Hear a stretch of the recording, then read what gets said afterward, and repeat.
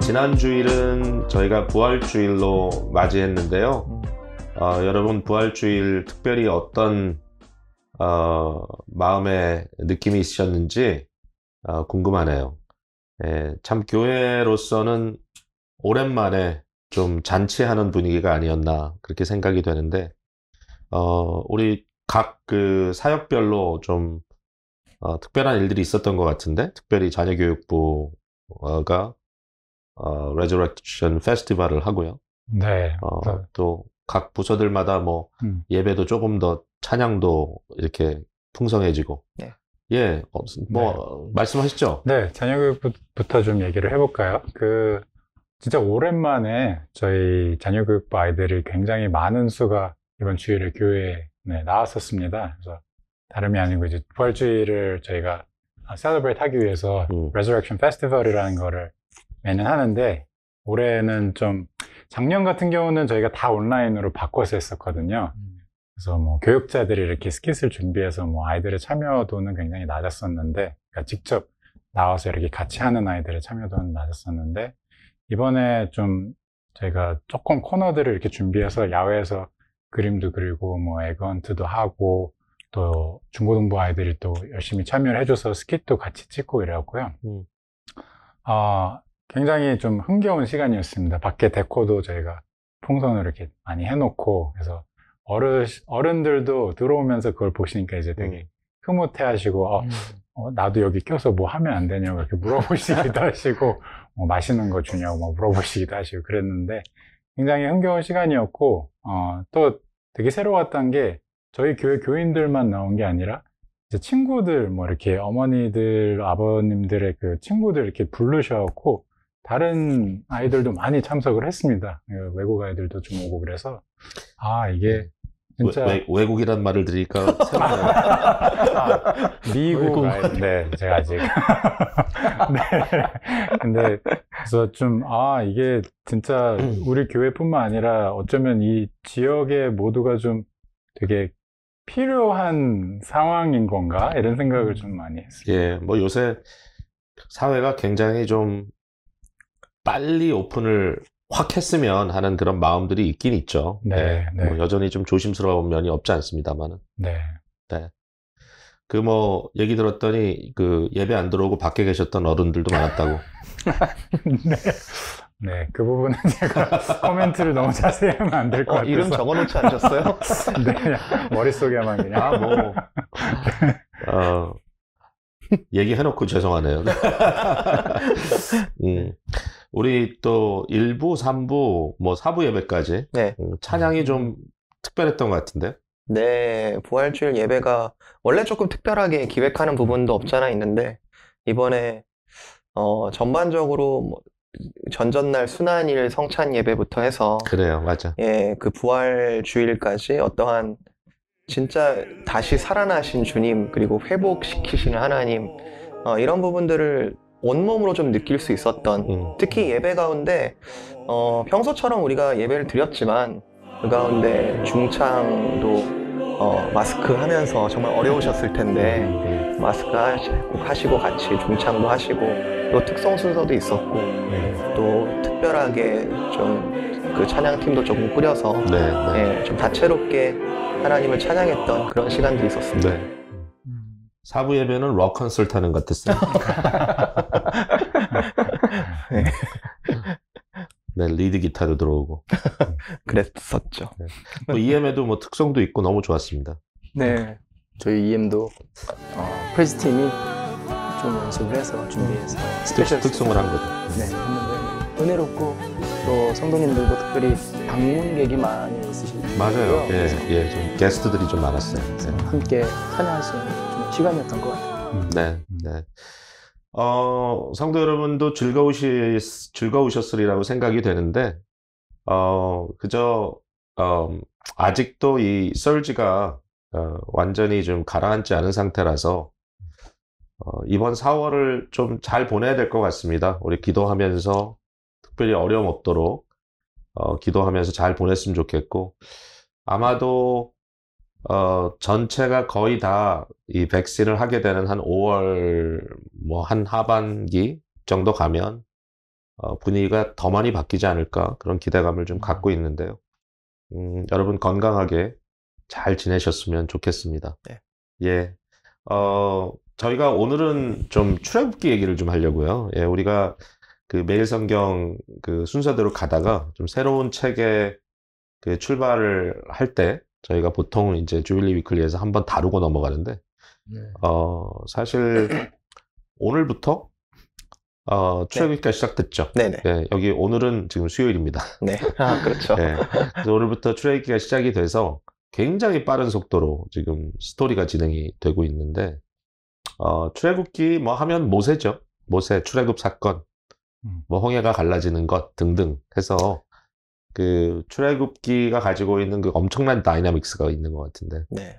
예, 우리가 누가복음이라는 우리 예수 그리스도의 엑소더스 출애굽 사건을 저희들이, 예, 이건 좀 신학적인 용어입니다만, 사건을 함께 보았다면 이제는 그 구약에 있었던 역사적인 한 그 에피소드를 들여다보면서 결국 도착하는 메시지는 비슷할 것 같은데, 여러분들이 출애굽기 하면은 좀 교회에서 대부분 다 교회에서 자라셨죠, 어린 시절에? 네. 네. 예, 예. 그 뭔가 그 스토리에 대한 좀 매력이 있지 않나요? 그렇죠. 예. 네. 뭐 더군다나 요즘 좀 우리 자녀들 같은 경우는 그 디즈니 애니메이션이 또 유명했죠. 네. 프린스 오브 이집트라고, 애굽의 왕자. 네. 네. 네. 저희 세대는 이제 10개라는 영화를 보고 자란 세대인데요. 쉽게. 네, 찰튼 헤스턴의 그 카리스마 있는 연기. 네. 그때 그 뭐 홍해가 갈라지는, 사실 그 당시만 해도 이 컴퓨터 그래픽이 그렇게 대단치 않았는데 이제 그걸 어떻게 처리했을까에 되게 관심이 많았던 영화인데, 그 영화를 보고 자랐던 세대입니다, 저는. 와, 세대 차이가 확 나네. 그 창작자들이 굉장히 흥미롭게 보지 않을 수 없는 이야기죠. 스토리가 너무 스펙타큘러 하니까. 네. 네, 네. 본인들이 그 출애굽기에서 가장 좀 이렇게 좀 감동 있게 본 장면은 뭐예요? 오케이. 네, 저 같은 경우는 뭐 홍해를 가르는 아주 그런 장대한 장면도 기억에 남지만, 이번에 이렇게 사실 이제 내일 목요일이 제가 새벽기도 설교인데, 본문 준비하면서 읽었던 장면이 이제 모세가 태어나서 어머니 요게벳이 이제 갈대상자의 아기를 넣어서 그 나일강에 띄우는 그 장면이 애틋한 조금 장면이죠. 많이 이렇게 가슴에 이렇게 남으면서 많이 묵상이 되더라고요. 아빠가 되셔서. 그래서 또 더 그런 것 같기도 하고요. 네, 전에는 그냥 뭐 많은 이 이야기 서사시 같이 이렇게 이어지는 이야기 중에서 그냥 훑고 지나갔을 법한 장면인데, 또 특별히 이렇게 마음에 와닿아서 또 이렇게 오늘 이 촬영하러 오는 길에 차에서 이제 요게벳의 노래 최근에 많이 나왔는데 또 들으면서 눈물을 흘릴 뻔했던, 울컥했던 그 기억이 갑자기 납니다. 네, 여러분 뭐 이 프로그램이 방영될 때는 이미 새벽 기도는 지나갔겠지만, 네. 예, 어쨌든 방송으로라도 다시 챙겨보시면 혹시 좀 울컥하는 눈물이 있지 않을까. 예, 우리 이장원 목사님이 favorite 씬은 뭐예요? 네, 저는 뭐 여러 가지 장면들이 있지만 그 중에 17장이 좀 기억에 많이 남는 것 같아요. 그래서 그 장면이 이제 이스라엘 백성들이 모세에게 목마르다, 마실 물을 달라 막 컴플레인을 하고 있는 상황에서 이제 모세가 그 막대기를 들고 그 반석을 쳐서 이제 물이 나오게 하는 그 장면인데, 이제 그 사건이 일어난 이제 장소가 사실 마사랑 무리바잖아요. 근데 그게 이제 뜻하는 뜻이, 그 지명의 뜻이 이제 그 테스트하다, quarrel하다, 하나님께 다투다. 어쨌든 하나님이 시험하고 하나님께 불평하는 그런 장면인데, 그 상황 가운데서 반석에서 물이 나게 하시는, 그래서 그리스도를 통한 이제 하나님의 구원의 그 역사를 가장 잘 한 장면을 캡처를 한 것 같아서 네, 이 부분이 많이 기억에 남습니다. 네, 네. 아무래도 좀 우리 이장원 목사님은 그 성경 그 해석 연구하는 분이라서 그런지 좀 텍스트 안에 여러 가지 결이 있어서 좀 해석에 상당히 많은 좀 드라마가 있는 이제 이런 걸 좀 좋아하시네요. 네. 갑자기 이제 이런 걸 보고 이제 꿈보다 해몽이 좋다라고 얘기를 하긴 하는데 해석자의 아주 해석이 돋보이네요. 네, 사실은 뭐 신약 성경에도 굉장히 중요하게 언급되는 구절이기도 하고 네. 그 사건이 시편에도 여러 번 언급되잖아요. 네. 네. 가장 대표적인 그 이스라엘 백성들의 불신앙. 네. 우리 이효성 목사님은 어떤? 저는 뭐 가장 그 홍해가 갈라지는 게 홍해 갈라지는 거. 그게 너무 인상에 저도 네. 애니메이션 이집트 왕자 애니메이션 세대라서 그런지 갈라졌던 그 애니메이션을 봤던 그 장면이 굉장히 뇌리에 많이 남겨져 있고요. 그게 이제 장점일 수도 있고 이제 단점일 수도 있는데 성경을 읽을 때 그 부분이 하나가 있고 요즘에 좀 이제 출애굽기 이제 좀 준비를 하면서 좀 느껴지는 거는 모세의 성품이 변하는 그 단계? 그러니까 뭐 예를 들어서 이제 10가지 재앙만 놓고 보더라도 처음에 이제 모세가 굉장히 좌절하고 하나님한테 내가 언제 한다 그랬냐고 왜 나를 불렀냐고 이렇게 불평하다가 점점 말이 없어지면서 이제 그 소명을 온몸으로 받아들이는 그 나중에 사실 처음에 모세를 보면 홍해 때 이렇게 믿음으로 그 지팡이로 이렇게 물을 치는 그 장면이 상상이 안 되는데 하나님의 구원이 어떤 단회적인 사건일 수도 있지만 당연히 계속해서 이렇게 만들어 가시는 한 사람을 만들어 가시는 그런 변화가 굉장히 출애굽기에서 의미 있게 다가왔습니다. 한 장면도 거대하지만 맞아요. 그 출애굽기는 사실은 이제 모세라고 하는 메인 캐릭터보다 더 위대한 하나님의 이제 구원 역사에 대한 이야기이긴 한데 그 모세의 바이오그래피 같은 의미에서 하나의 전기적인 의미에서 네. 보더라도 굉장히 많은 발전을 그 안에서 볼 수 있는 한 리더로서 하나님께서 어떻게 빚어가시는가 맞죠. 예. 그걸 이제 잘 풀어내면 굉장히 또 흥미로운 그런 나눔이 될 것 같은데 네, 뭐 저는 그저 출애굽기 속에 등장하는 그 이 산의 모습이 굉장히 좀 중요하게 다가오고 물론 이제 호렙산과 시내산 이렇게 구별돼서 나오긴 하지만 뭐 지형을 연구하는 분들한테는 이게 굉장히 큰 딜레마일 수도 있는데 이 두 산이 과연 동일한 산인가 다른 산인가 뭐 이런 얘기를 하기는 하는 것 같아요. 근데 또 신명기에 보면은 그 십계명을 받은 곳을 또 호렙산이라고 이렇게 명칭하기도 해서 제가 그 어디선가 보니까 이제 두 산을 같은 일종의 그 어떤 그 산 맥에 있는 그 두 개의 봉으로 이렇게 보는 뭐 경우도 있고 한데 이제 그것보다 저는 그 출애굽기 3장의 그 호렙산에서 모세를 처음 부르셨던 장면에서 내가 이 산에서 너희가 나를 이제 예배할 것이다라고 하는 예언이 이제 그 십계명을 받는 시내산 사건과 이렇게 연결되면서 그 산에서 산으로 옮겨가는 그 굉장히 거대한 주제가 굉장히 좀 흥미롭다. 사실 호렙산은 구약 성경에 굉장히 중요한 산이잖아요. 나중에 엘리야도 그가 맥이 풀렸을 때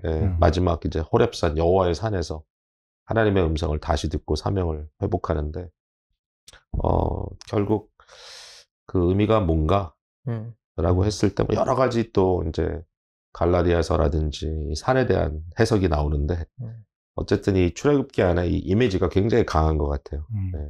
하나님이 내려오시는 산, 만나주시는 것. 네. 여호와의 산 이렇게 이제 기록이 되어 있는데 우리의 삶 속에도 이제 그러한 어떤 좀 거대한 그 봉우리들이 좀 있지 않나 하나님과의 관계에서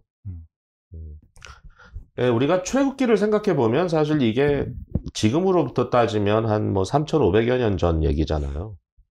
근데 사실 이제 우리가 이런 스토리를 받을 때 이게 과연 어떤 역사적인 근거가 있느냐라는 질문을 할 수 있는데 사실은 뭐 성경 자체가 역사적인 문서인데 그럼에도 불구하고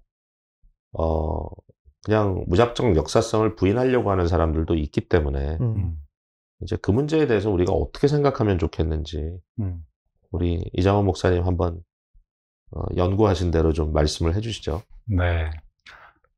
일단 뭐 요새 많이들 나오고 있는 얘기부터 좀 말씀을 드리자면, 이 출애굽 사건이라는 게 사실, 적은 수의 이 사람들이 이동한 게 아니라 사실은, 성경의 기록으로 치면 이 장정만 60만이라고 나와 있으니까 꽤 큰 수의 이 대단위의 이동이 있었던 건데, 이제 학계에서 많이 하는 소위 이제 합리적인 의심이라는 거는 이렇게 많은 수의 사람들이 이동을 하는데 성경 외에는 그 기록을 찾아볼 수가 없다. 뭐 애굽의 기록에도 이런 게 없고 그 당시 얘기하는 거죠? 그렇죠. 그 당시 그 당시에 애굽에도 이런 기록이 남아있지 않고 이제 그 주변 국가들에도 찾아볼 수가 없다. 그래서 동시대에 자료가 없다라는 얘기를 하고 있는 그렇죠. 거죠. 동시대 자료가 없기 때문에 이거는 실제 있었던 일이라고 우리가 생각할 수 없다. 이런 결론을 내리는 학자들이 참 많아요. 거기다가 이제 여기 하나 더 보태지는 이제 뭐 고고학적인 추정들을 요새 많이 하는데 고고학적으로 발견된 그 메르넵타 기념비라는 게 있는데 이게 이제 바로의 왕이 세웠던 어떤 그 당대 업적을 남기는 그런 기념비인데 이게 이제 얼추 그 출애굽의 시기랑 비슷한 시기에 이게 세워졌어요. 근데 거기에 남아있는 유일한 이제 히브리 이스라엘 민족에 대한 기록이 하나 남아있는 게 거기 있는데 거기에 쓰여진 기록은 애굽이 이스라엘의 씨를 말렸다 이런 기록이 남아있는 거예요. 그래서 그 기록이 있다 보니까 여기 씨를 말렸다고 나와 있는데 무슨 출애굽이냐 이런 식으로 이제 추정을 해서 없었던 일을 만들어냈다. 이제 이런 추정을 많이 하는 거죠. 근데 목사님, 히브리 사람들이 다 씨를 말려서 죽은 게 아니잖아요. 지금도 유대인들이 살아있지 않나요? 그럼 네. 그러니까 그 정도로 굉장히 치명적인 타격을 입혀서 수가 확 줄었어야 되는데 오히려 출애굽의 기록은 엄청난 이제 이스라엘 사람들이 대단히 이동해서 가나안까지 가는 과정을 그리고 있으니까 아마 그런 얘기를 하는 것 같아요. 근데 이제 이거에 대해서 우리가 좀 곰곰이 들여다봐야 되는 부분들이 있는 게 일단은 고고학적인 추정이 과연 모든 걸 얘기하느냐 이런 부분에 저희도 의심을 좀 해볼 수가 있는 게 뭐 고고학적인 추정은 기록이 나오면 있는 거라 얘기할 수 있지만 기록이 없다고 없었다는 일이라고 얘기할 수는 없는 것 같아요. 그래서 그런 측면에서 일단 고고학적인 추정은 과학적으로 들릴 수 있지만 그게 지는 한계는 일단 분명하고 그리고 재밌는 거는 이게 보통 이제 역사적인 어떤 추정을 할 때는 발견된 기록이 있을 때는 그걸 베이스로 주변 상황들과 함께 이렇게 조사를 해서 이렇게 그 기록의 어떤 신빙성에 어느 정도 무게를 두고 연구를 하는데 이 부분에 있어서 특히 이제 성경적인 부분에 있어서 얘기가 나올 때는 성경 자체가 사실은 아까 목사님께서 처음에 말씀하신 것처럼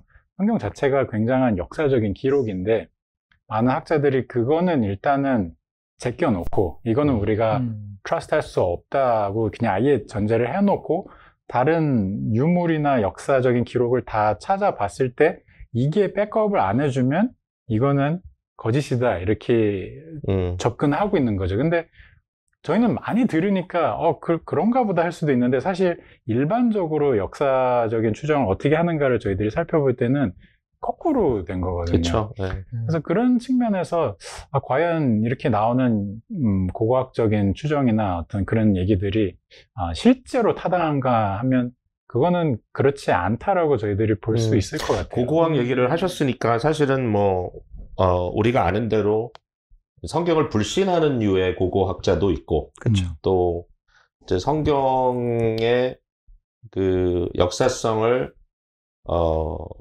좀 확인하기 위해서 고고학을 하는 그런 좀 신앙적인 입장에서 또 고고학을 하는 분들도 계시고. 네. 근데 이제 그 양쪽이 부딪힐 수 있는데 이제 사실상 그 성경의 문서 자체도 굉장히 고대적인 문서이고, 그 다음에 우리가 아는 대로 모세라고 하는 인물에 대한 또 그 이스라엘의 그 십계명을 중심으로 한 율법 사상에 대해서 이제 고대 사회부터 상당한 그 메리트를 이미 인정받고 있는 그런 부분이 있기 때문에 그걸 부인할 수 없는 부분이기 때문에 사실은 그 시대로 돌아갔을 때 그 성경에서 말하고 있는 그 내용을 고고학적인 발견이 구체적으로 반박할 수 없다고 한다면, 그 다시 말해서 증명할 게 없다가 아니라 네. 부인할 것이 없다라고 한다면, 반대 입장에서 본다면, 구태여 성경을 역사적으로 신뢰할 수 없다라고 결론을 내릴 필요가 있는가라는 그런 생각이 들기도 하네요. 그렇죠. 그리고 양쪽이 다 벌든이 있으니까.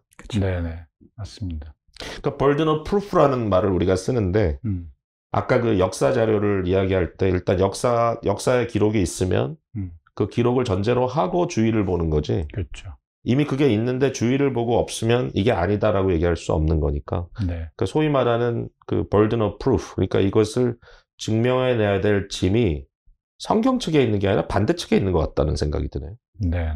네. 그리고 상식적으로 생각을 해볼 때 만약에 우리가 그냥 객관적으로 성경은 유대인들의 어떤 기록이다라고 생각을 한다면, 구약 성경을, 그러면 사실 이 애굽에서의 종살이의 그 역사를 구태여 이 이스라엘 백성들이 역사적으로 꼭 남기려고 하겠느냐? 왜냐하면 많은 사람들이 이거를 그냥 설화라고 이제 추정을 하기도 하니까, 이스라엘이 뭔가 자기의 장대한 역사성을 좀 드러내려고 출애굽의 역사를 만들어냈다라고 얘기하는 분들도 있기 때문에. 근데 만약에 그렇게 할 거면 저희도 저희 한국의 여러 설화에서 비롯해서 보게 되지만, 대부분은 설화는 굉장히 좋은, 저희들이 딱 들어도 이거 멋있다 이런 거에서 얘기를 풀어나가는데, 출애굽의 역사는 사실 종살이를 하면서 이렇게 굉장히 힘들었던 역사이기 때문에 이걸 과연 그냥 만들어냈을까, 이런 생각도 좀 해볼 수가 있는 거죠. 네. 네. 우리가 다 좀 부족한 부분이 있지만 하여튼 최대한으로 또 추론을 해봅니다. 이런 여러 가지 그 상황에 대해서. 근데 네. 이래서 성경 연구가 재밌는 것 같아요. 예, 그러니까 너무 당연한 것도 아니고, 그리고 이 내용을 들여다봤을 때 우리가 너무 초보적인 입장에서 어떤 판단을 하기도 어려운 그런 부분이 있다는 것. 그래서 성경 연구하는 분들이 필요하다는 것도 좀 맞습니다. 전제할 수 있을 것 같습니다. 요즘은 구약 연구하는 분들 보니까 대부분이 언어학적 접근을 하든지 아니면 이제 문화적, 고고학적 접근을 하는 분들이 많더라고요. 그래서 네. 참 이게 점점 더 내용이 복잡해지는구나라는 생각이 들기도 합니다. 네. 자, 그러면 우리는 고고학적 접근하기는 좀 어렵고, 솔직히 지금 그런 이야기를 하기는 좀 전문성이 떨어지는 것 같고, 이것을 일종의 출애굽기를 그 finished end product로, 이걸 일종의 문학적 접근이라고 할 수 있을까요? 그러니까 finished end product로 봤을 때 우리가 이제 앞으로 성경 그 말씀 묵상하면서 출애굽기를 묵상할 때 어떤 흐름을 좀 눈여겨봐야 될까요? 스토리상. 네. 거기에 대해서 이호성 목사님께서 한번 좀 그 주된 어떤 주제 흐름이라고 할까? 네. 예, 그런 내용을 좀 말씀해 주시면 좋겠네요. 영적인 부분 또는 이제 신앙적인 부분에 있어서 이미 사실성에서 좀 많이 걸리면 많은 것을 얻기가 쉽지 않다라는 생각이 일단 들고요. 그래서 이 사실성 우리가 다 알지는 못하지만 여전히 하나님의 역사, 그 당시에 분명하게 존재했던 하나님의 역사, 그리고 이것이 지금의 현재 우리에게 주는 메시지를 캐치하는 게 이번에 출애굽기 묵상하시면서 모든 성도님들의 과제가 아닐까, 네, 이런 생각이 듭니다. 출애굽기 여러 가지 이제 이슈들 또는 키워드들이 있는데요. 첫 번째는 좀 부인할 수 없는 거는 구원의 책이죠. 출애굽기 하면 구원, 이후에 나오는 모든 이스라엘뿐만 아니라 예수님께서 행하신 구원 역사, 그리고 궁극적으로 완성될 그 종말적인 구원 역사의 원형이 되는 이제 그 스토리가 이제 모세를 통한 이스라엘 백성을 구원하신 사건이기 때문에 보통 창세기는 창조의 하나님, 그리고 이 출애굽기는 구원의 하나님. 그래서 이스라엘 백성들이 하나님을 찬양할 때 이 두 가지의 주제를 정말 빼놓을 수 없게 된 거죠. 아마 묵상하시면서 느끼셨겠지만 이제 출애굽기 1장에 보면 굉장히 어둡게 시작을 하잖아요. 정말 밑바닥, 요셉을 알지 못하는 새 왕이 일어나서 학대하고 정말 하나님이 어디 계시냐고 우리를 구원하소서라는 그 부르짖음을 할 수밖에 없었던 그 밑바닥에서부터 출애굽기 마지막을 가면 성막이 완성되고 하나님께서 임재하셔서 만나주시는, 그러니까 단순히 홍해를 건너서 이렇게 출애굽만을 이렇게 그게 구원의 전부가 아니라 하나님께서 친히 함께 하시겠다는 그 구원의 완성까지 상승곡선을 이렇게 그리고 있다는 거죠. 그게 이제 되게 스펙타큘러하고, 그래서 그게 너무 이제 멋있는 구원의, 하나님의 구원의 드라마라는 부분을 놓치면 안 될 것 같습니다. 또 하나는 이제 언약이라는 차원인데요. 이 구원이 하나님이 어쩌다가 불쌍하게 여기셔서 그냥 호혜적으로 이제 이스라엘 백성들을 그냥 내가 불쌍하니까 구원해 주시, 이런 의미가 아니라 이미 창세기에 기록된 아브라함 때부터, 그리고 사실은 그 전 만세전부터 택하신 그 구원의 역사가 적재적시에 하나님의 뜻에 의하여 이루어진 사건이라는 거죠. 이것을 가리켜서 우리는 언약이라 부르고, 이 언약적인 하나님의 사랑이 지금도 우리에게 정말 그 언약이 계속해서 이렇게 누적되잖아요. 그 아브라함 언약, 뭐 나중에 모세 언약, 다윗 언약, 막 계속해서 누적되는 그 언약이 예수님으로 인해서 완성되는 그 언약의 그림에 그 스토리 라인을 따라가다 보면 하나님이 자기 맘대로 일하시는, 그렇게 보일 때도 있어요. 이렇게 스토리를 읽다 보면. 그런데 그게 아니라 사실 하나님은 언약을 신실하게 지키고 계시는 분이시다라는 것을 여러 에피소드를 통해서 우리가 확인해 볼 수 있을 것 같습니다. 또 하나는 이제 임재라는 이제 키워드인데요. 하나님께서 이제 아까 구원이라는 측면하고도 좀 중첩되는데, 어디 계시냐고 이렇게 막 찾을 때, 그리고 모세도 80이 되도록 한 번도 제대로 만나지 못했던, 자기 스스로는 히브리인이라고 정체성을 가지고 있었지만 만나지 못했던 하나님을 호렙산에서 만나고, 그 하나님을 대신해서 중재자가 되어서 이스라엘 백성들에게 보이고, 그리고 결국에는 성막을 통하여서 하나님의 임재를 온 이스라엘 백성들이 빽빽하게 누리는 그런 임재하심, 그 굉장히 중요한 주제라고 생각합니다. 또 하나 이렇게 한 가지 좀, 이번에는 우리가 15장까지 묵상하기 때문에 뒷부분을 묵상을 이번 스케줄에는 안 하겠지만, 가을에 다시 오죠? 예, 그 뒷부분이 또 중요한 이제 십계명과 이제 성막을 만들고 나아가서 이제 율법의 기초를 이루는 부분들을 우리가 생각을 해본다면, 제가 어제 그 호세아 선지서 이렇게 개관을 하면서 생각이 들었던 건데, 율법서를 모르면 선지서를 읽기가 너무 어렵더라고요. 그렇죠. 그러니까 뭐가 잘못했는지를 모르는데 내가 왜 혼나? 그리고 하나님이 뭐라고 원하셨는지를 내가 잘 모르면 지금 하나님이 원하시는 게 뭔지를 알 수가 없는. 그래서 이 출애굽기는 하나님께서 강권적으로 구원하시고 해결해 주신 부분들도 분명히 있지만, 이후에 하나님께서 내가 너희를 어떠한 뜻으로, 어떠한 사랑으로 너희와 함께 한다라는 그 뜻을 보여주시는 그 기록으로서의 율법이 이제 등장하고 있다. 그게 시작이다. 뒤에 이제 레위기, 민수기, 신명기에 더 자세히 드러나겠지만, 출애굽기는 구원과 더불어서 하나님의 뜻이 율법으로 기록되어지는 그런 의미들을 꼭 발견하셨으면 좋겠습니다. 와, 주제가 굉장히 많네요. 여러 가지네요. 굵직굵직하죠. 네네네. 네. 여러 가지 주제가 많네. 그 안민환 전사님, 그 신학교에서 구약 그 앞부분 지금 공부를 하셨나요, 이미? 네. 그 우리라기보단 제가 신학교 다닐 때는 이 소위 그 펜타튜크, 그러니까 모세오경을 저는 MG 클라인이라는 분한테 배웠고, 그리고 브루스 월키라고 하는 분한테 배웠거든요. 그러니까 그 당시에 그 대단한 학자들, 구약학자들인데, 그 MG 클라인은 고고학자의 기질이고, 브루스 월키는 그 언어학자적 기질을 갖고 있는 분으로서 이전 세대 분들이죠. 예, 굉장히 좋은 그 연구 자료들을 남기신 분들인데, 요즘엔 누가 가르치나요? 그게 궁금해서. 최신 동향. 예. 제가 들었던 수업의 담당 교수는 닥터 콜맨이라는 스틴 콜맨.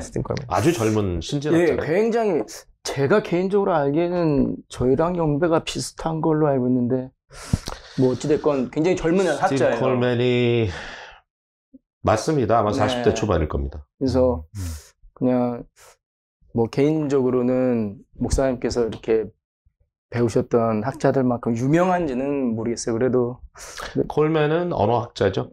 네, 네. 그래서 개인적으로 수업을 들으면서 어떤 그 구약 성경을 볼 때, 그리고 또 신약과 연결해서 특별히 모세오경을 볼 때,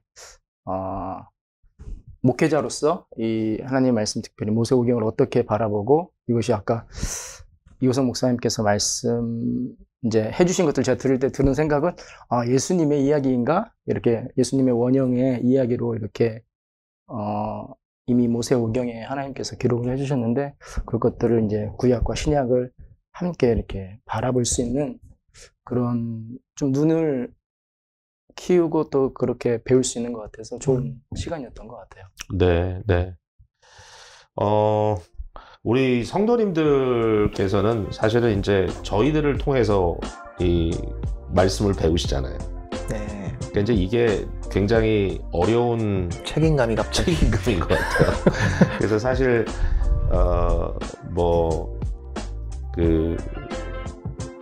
프린스 오브 이집트라든지 뭐 십계라든지 이런 드라마타이제이션의 스토리텔링 수준에서 사실 그것도 굉장히 많은 이야기가 있지만 그것에서부터 훨씬 더 지금 고차원적인 하나님의 구원 드라마를 이제 말을 해야 되는 그 입장이라서 사실 저희가 굉장히 많은 좀 연구와 고민이 필요할 것 같은데, 뭐 새벽 기도를 통해서든지 주일 설교를 통해서든지 그 외에 작년 주일학교의 나눔을 통해서든지 아니면 그냥 일반적인 그 매일매일의 대화를 통해서든지 이제 얼마간 저희가 출애굽기와 함께 동행할 텐데 저희도 많이 좀 성장하고 6년 만에 이 본문이 돌아왔는데 네.